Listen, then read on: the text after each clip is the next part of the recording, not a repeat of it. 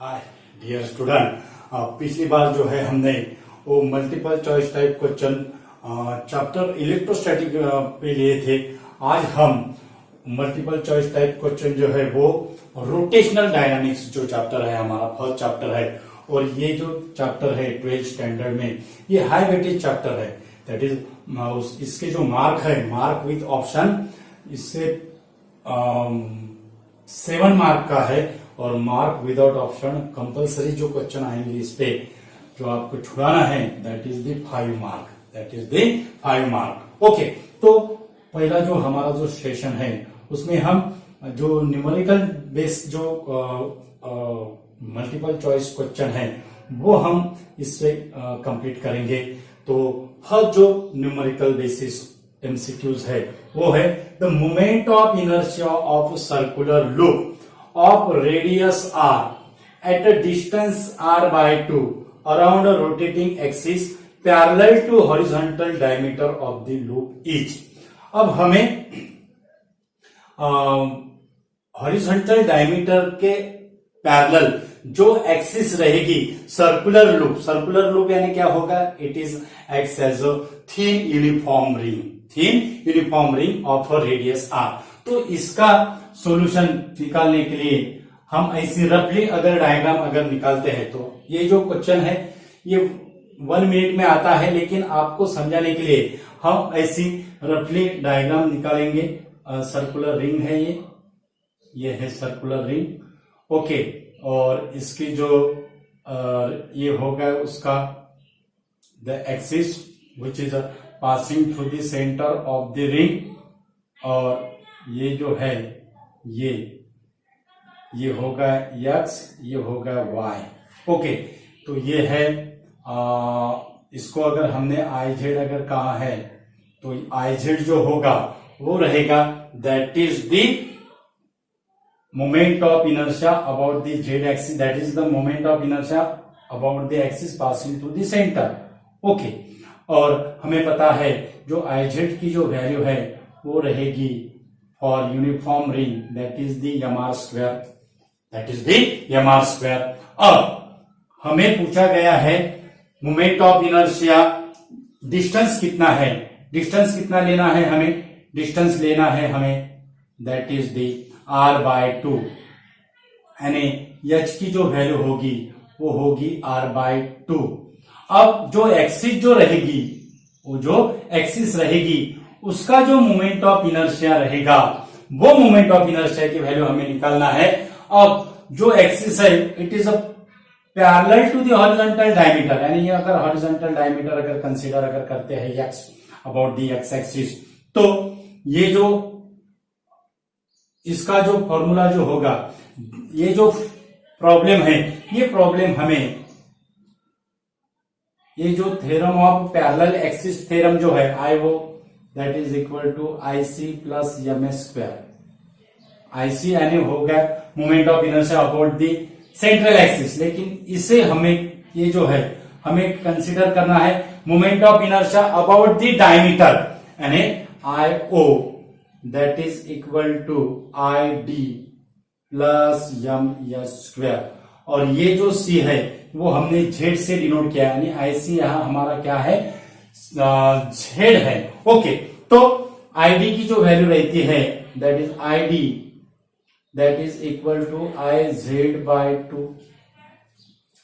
by 2, यानी यहां पे जो ID जो होगा ये है, ये वो पॉइंट पे है। ओके, तो ID जो होगा वो होगा r square by 2 plus h की वैल्यू कितना है r by 2, यानी उसका अगर हमने अगर स्क्वायर अगर किया तो हमें मिलेगा mr स्क्वायर बाय 4, और इसे अगर हमने सॉल्व अगर किया तो हमारा आंसर जो आएगा वो होगा 3mr स्क्वायर बाय 4। यानी ये जो फॉर्मूला जो है वो फॉर्मूला का जो क्वेश्चन का जो आंसर है वो है 3/4 mr स्क्वायर। क्या है, 3/4 mr स्क्वायर।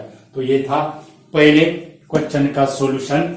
उसके बाद उसके बाद सेकंड क्वेश्चन का सॉल्यूशन जो है, वो सेकंड क्वेश्चन का सॉल्यूशन हमें क्या कहा गया है। सेकंड क्वेश्चन का सॉल्यूशन के लिए हम सेकंड क्वेश्चन का सॉल्यूशन निकालते हैं। अब 500 kilogram car takes a round turn of radius 50 meter with a velocity 36 kilometer per hour. The centripetal force is, एकदम सिंपल ऐसा एमसीक्यूज है। सेंट्रीपिटल फोर्स का जो फॉर्मूला रहता है वो हमें पता है, M V square by R. अब हमें कौन सा फॉर्मूला यूज करना है?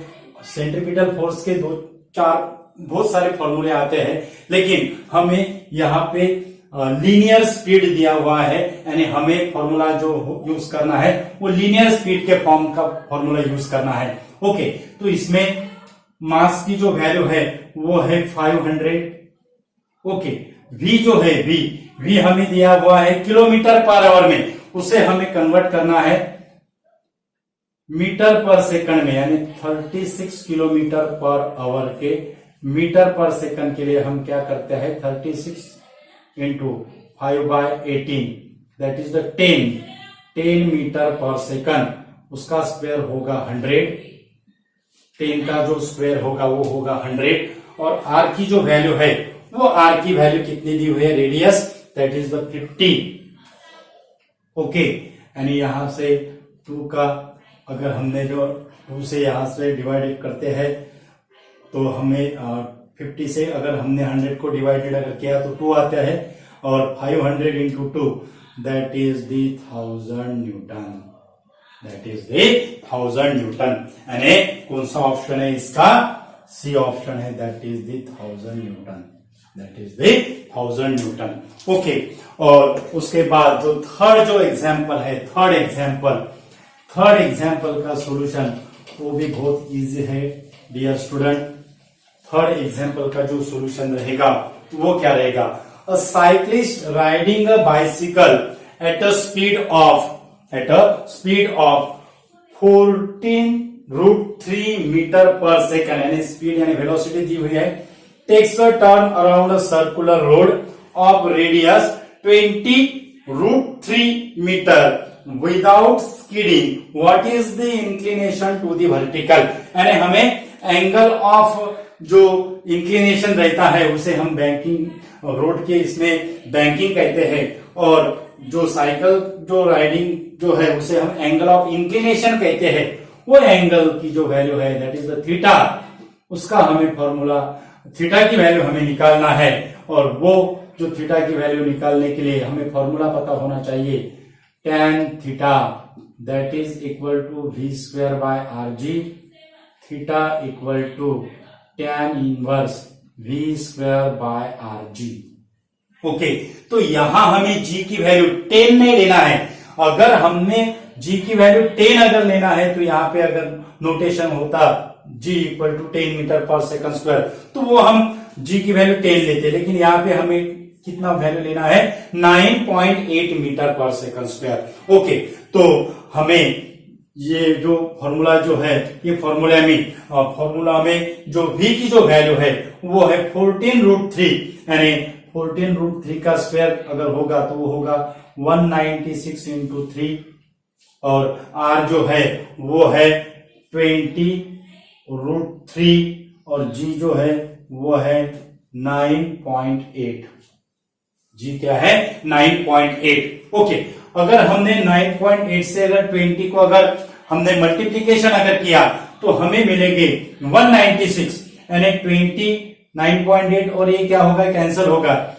यहां पे कितना रहा फिर 3/√3। ओके, और 3 को हम कैसे लिखेंगे, √3 into √3 divided by √3, √3 cancel, that is theta equal to tan inverse √3, theta equal to tan inverse √3, यानी कौन सी थीटा की कौन सी वैल्यू से √3 आता है, और वो जो वैल्यू है वो है 60, दैट इज tan 60 डिग्री की वैल्यू क्या आती है डियर स्टूडेंट, √3 आती है। यानी इसका जो आंसर जो होगा वो आंसर होगा 60 डिग्री। इसका जो आंसर होगा वो आंसर होगा 60 डिग्री। ओके, और उसके बाद फोर्थ जो एग्जाम्पल है, फोर्थ एग्जाम्पल क्या है? फोर्थ एग्जाम्पल में क्या दिया हुआ है? Okay, a string of length L fixed at one end carries a mass on at other string makes 2 by pi revolution per second around a vertical axis through fixed end tension in the string. Okay, अब हमें क्या पूछा गया है? Tension in the string, और हमें formula पता है जो सेंट्रीपिटल फोर्स है, that is the centripetal force provided the tension in the string, that is a tension that is equal to M R omega square. अब यहां पे जो रेडियस जो रहेगा, सर्कुलर पाथ का जो रेडियस रहेगा, वो radius it is equal to length of the string, यानी ये फॉर्मूले में आर की वैल्यू हमें लेना है यल। ओके, उसके बाद हमें यम की वैल्यू सब्स्टिट्यूट नहीं करना है, हमें जो टेंशन जो आंसर में जो टेंशन जो दिया हुआ है वो यम के फॉर्म में और यल के फॉर्म में है, तो बहुत इजी होगा डियर स्टूडेंट ये। अब यन की वैल्यू दी हुई है, अब ये फॉर्मूला कैसा होगा? यम आर, ओमेगा का कन्वर्शन है 2 पाई एन, यानी क्या है डियर स्टूडेंट? फ्रीक्वेंसी है, यानी M R 4 pi square N square. Okay, उसके बाद एन जो दिया हुआ है number of revolution per second, उसको हम फ्रीक्वेंसी कहते हैं। ये नंबर ऑफ रिवॉल्यूशन हमें कितने दिए हैं? 2 बाय पाई सेकंड। ओके, यानी 2 बाय पाई, यानी ये हो गई फ्रीक्वेंसी, यानी यह फॉर्मूला होगा M R 4 pi square. N की वैल्यू कितना डालना है हमें? 2 बाय पाई, यानी 4 बाय पाई स्क्वायर। और ये आर की जो वैल्यू है, वो आर की वैल्यू हमें कितना लेना है? यल लेना है।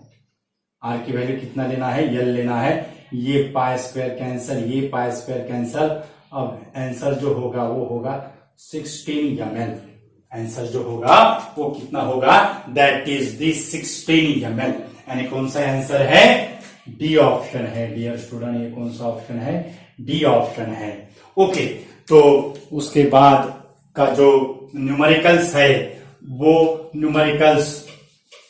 इसके बाद का जो न्यूमेरिकल्स है वो न्यूमेरिकल्स थ्योरेटिकल बेस है। वो क्या है? थ्योरेटिकल बेस है। और थ्योरेटिकल बेस जो न्यूमेरिकल रहेगा वो न्यूमेरिकल, उसके बाद का जो एमसीक्यूज है वो है 5th एमसीक्यूज। वो क्या है? A diver in a swimming pool bend his aim before diving it। Okay, तो इसका मीनिंग क्या है? अगर स्विमिंग पूल के अंदर एंट्री करने से पहले वो उसका हेड क्या करता है? ऐसा बेंड करता है। क्यों करता है वो हमें पूछा गया है। क्यों बेंड करता है वो? तो जब हेड वो क्या करता है? बेंड करेगा, तब उसकी जो एंगुलर वेलोसिटी होगी, वो एंगुलर वेलोसिटी क्या करता है? वो इंक्रीज करता है, यानी एंगुलर वेलोसिटी इंक्रीज। ओके, तो इसमें का जो ऑप्शन जो रहेगा वो ऑप्शन डिक्रीजेस एंगुलर वेलोसिटी, ये कैंसल होगा। Increases is linear velocity, linear का उसमें कोई रिलेशन नहीं है, ये कैंसल होगा। यानी ऑप्शन कौन से इसमें से रहेगा? सी और डी में से ऑप्शन रहेगा। और ये जो एग्जाम्पल है, ये example conservation law of angular momentum के बेस पे क्या है? डिपेंड्स है। ओके, तो कंजर्वेशन एंगुलर मोमेंटम जो है लॉ है, उसका जो इक्वेशन है एंगुलर मोमेंटम, वो क्या है? L equal to I omega, where I is the moment of inertia, omega is the angular velocity। Okay, तो कंजर्वेशन ऑफ एंगुलर मोमेंटम यानी एंगुलर मोमेंटम कांस्टेंट।